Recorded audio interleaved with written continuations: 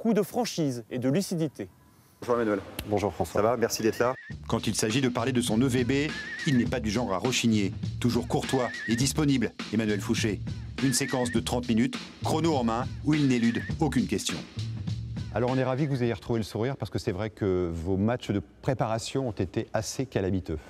C'est vrai que la balance est négative pour l'instant en victoire-défaite, mais c'est surtout les productions qu'on a faites pendant les 2 premiers tournois qui étaient inquiétantes.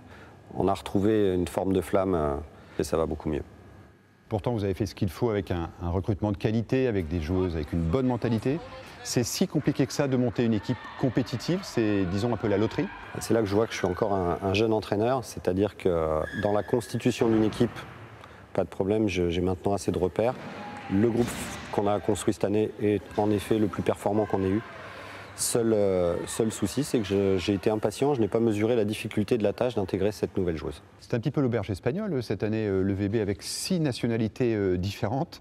Rassurez-nous, vous parlez anglais? Alors, je parle anglais, mais je ne parle pas serbo-croate. Et ça m'aurait été bien utile en ce début de saison, puisqu'on a un noyau de 5 joueuses d'origine yougoslave.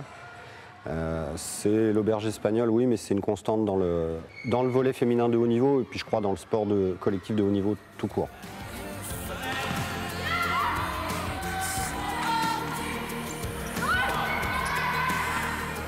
Quatrième saison pour le VB au plus haut niveau, en Ligue A. On a un peu le sentiment que cette année, vous êtes à la croisée des chemins. Soit vous construisez, vous regardez vers le haut, soit vous rentrez dans le rang et vous éteignez à petit feu.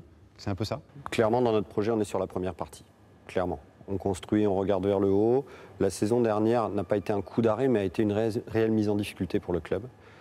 Nous, on se projette vers l'avant. Construction à travers un centre de formation, à travers la constitution de cette nouvelle équipe. Mais on est aussi à la croisée des chemins parce que, économiquement, le contexte nous donne peu de visibilité.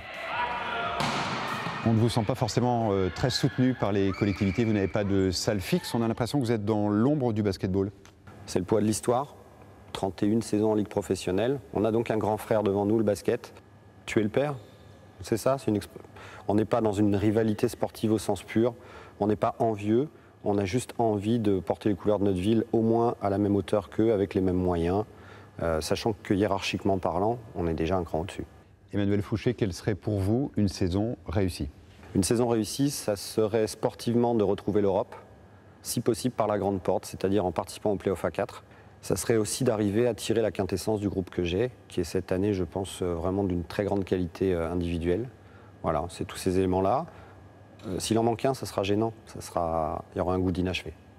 Merci Emmanuel, merci à toi. Merci François. Voilà.